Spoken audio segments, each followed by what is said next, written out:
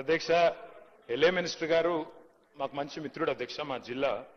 కానీ LA minister గారు చాలా తెలివిగా పదప్రయోగాలతో తప్పించుకునే ప్రయత్నం చేస్తున్నారు. ఈ రోజు రాత్రి రేపు హౌస్ వాయిదా ఇస్తారని మీకు తెలుసు, మాకు తెలుసు. ప్రభుత్వం పారిపోతుందా, ప్రతిపక్షం పారిపోతుందా ప్రజలే నిర్ణయిస్తారు అధ్యక్ష. మేము 15 రోజులు చర్చ జరగాలని మనస్ఫూర్తిగా సభా వేదికగా డిమాండ్ చేస్తున్నాము.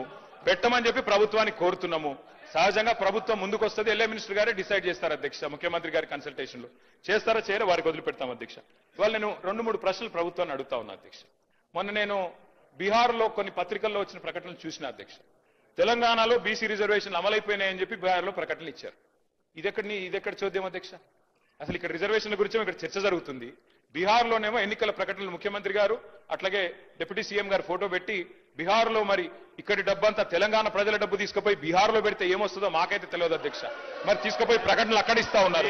మరి ఇక్కడ రిజర్వేషన్లు పాసే కాలేదు, పాస్ అయిపోయినట్టుగా మరి అక్కడ చెప్తా ఉంటే మాకు ఆశ్చర్యంగా ఉంది అధ్యక్ష. అట్లాగే అధ్యక్ష ఇంకో విషయం, న్యాయ సమీక్షకు నిలబడని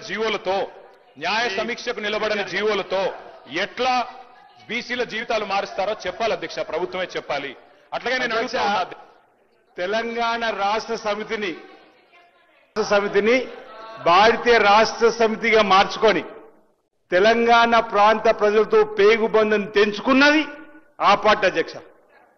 ఈరోజు భారతీయ రాష్ట్ర సమితి అనే పార్టీ పెట్టి తెలంగాణ సంపదనంతా కూడా ఇతర రాష్ట్రాల్లో దోషిపెట్టిరు సార్ అధ్యక్ష.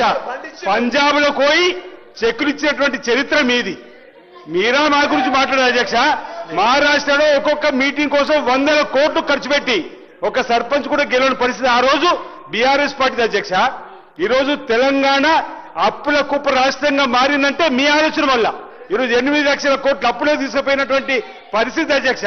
అప్పుడంగా హిందీ రాష్ట్రాల్లో 1000 కోట్లతో భారతీయ రాష్ట్ర సమితికి సంబంధించినటువంటి వారు ఇక్కడి కార్యక్రమం అక్కడ అమలు చేసినట్టుగా చూపేటువంటి కార్యక్రమం చేసి ఈ రాష్ట్ర సంపదను లూటి చేసినటువంటి వీళ్ళ ఈరోజు మన గురించి మాట్లాడే అధ్యక్ష.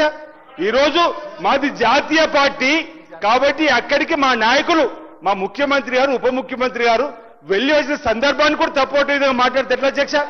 ఈరోజు మన తెలంగాణ సంపద అంతా కూడా ఇతర రాష్ట్రాల్లో పంచి వచ్చింది అన్నట్టు ముఖ్యమంత్రి అధ్యక్ష. ఈరోజు సభ నడుస్తుంది, ఇంద్రం ఉన్నాం, సభ పారిపోతుంది అధ్యక్ష అంటున్నారు. 22 నెలలైంది అధ్యక్ష రాంధ్ర ప్రతిపక్ష నాయకుడు కదా అధ్యక్ష.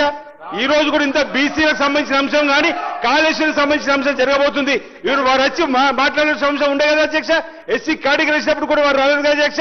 వారితో తప్పు, మాదే తప్పు అధ్యక్ష.